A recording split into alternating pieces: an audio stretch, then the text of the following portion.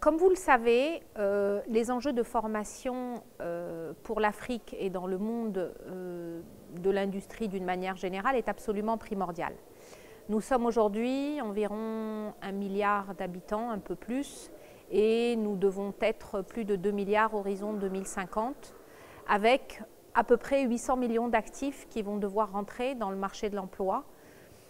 dans un monde qui sera totalement différent, avec des besoins différents, et on estime d'ores et déjà aujourd'hui que ce ne sont ni les États qui vont recruter ces personnes, les entreprises vont être peu contributives d'emploi, en tout cas dans leur schéma actuel par rapport à leurs projections futures, et donc on estime la très grande majorité de ces actifs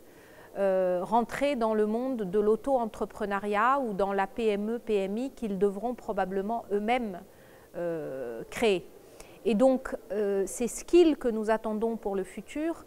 sont absolument primordiaux pour pouvoir appréhender sereinement l'avenir de cette jeunesse africaine.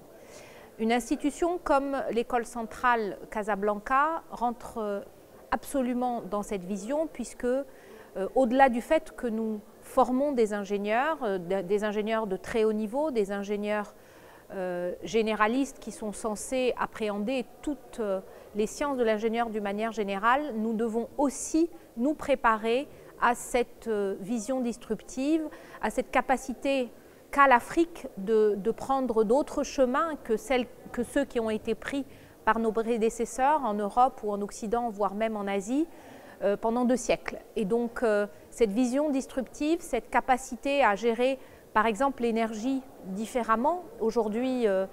des pays comme le Maroc produisent des énergies renouvelables à très très bas prix, comme par exemple l'énergie éolienne. Et ce coût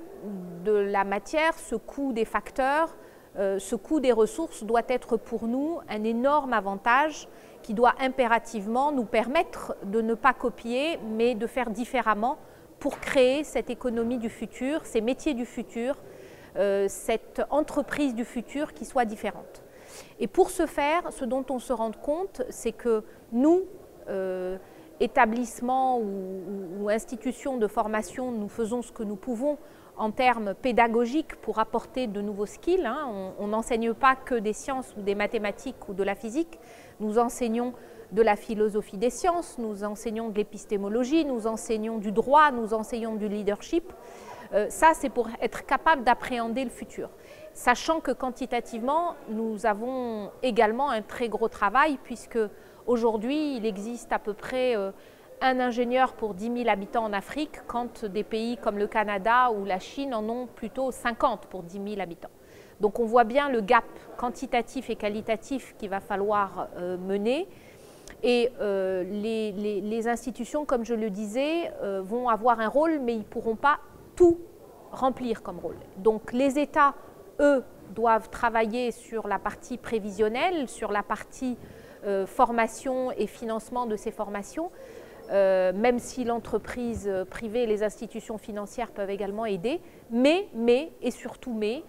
les entreprises et le tissu économique est absolument fondamental pour réussir cette transformation, qu'elle soit au niveau des formations courtes et formations professionnalisantes, puisque dans nos pays africains, énormément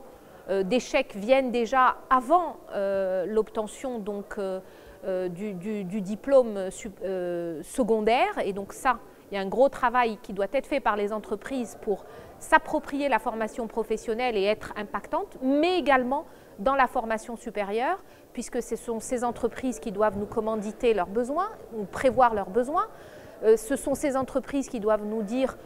quels sont leurs projets futurs, sur quel type de spécialité ils ont besoin donc de se projeter, parce que nous, quand nous recrutons nos élèves en première année, nous devons être capables de les orienter au bout de 3 ans. Nos professeurs doivent être capables d'être prêts pour former cette jeunesse, et donc l'entreprise est primordiale, que ce soit en termes de contribution à la réflexion sur le curricula, que ce soit en termes de contribution à un corps professoral professionnel qui leur emmène la vraie vie et la vision de la vraie vie en entreprise, que ce soit en termes de propositions de stage, de propositions d'emploi et de capacité donc à travailler avec nous main dans la main pour faire toute la différence et être un système éducatif adapté aux besoins de l'économie et de l'entreprise. Des forums comme ceux de Centrale Casablanca sont absolument majeurs dans ces connexions, dans cette capacité à faire parler les entreprises avec les élèves, avec le corps académique, pour être capable d'appréhender le mieux possible les besoins mutuels des uns et des autres en termes de formation et de construction de la formation pour le monde académique et pour les entreprises d'un point de vue besoin du capital humain.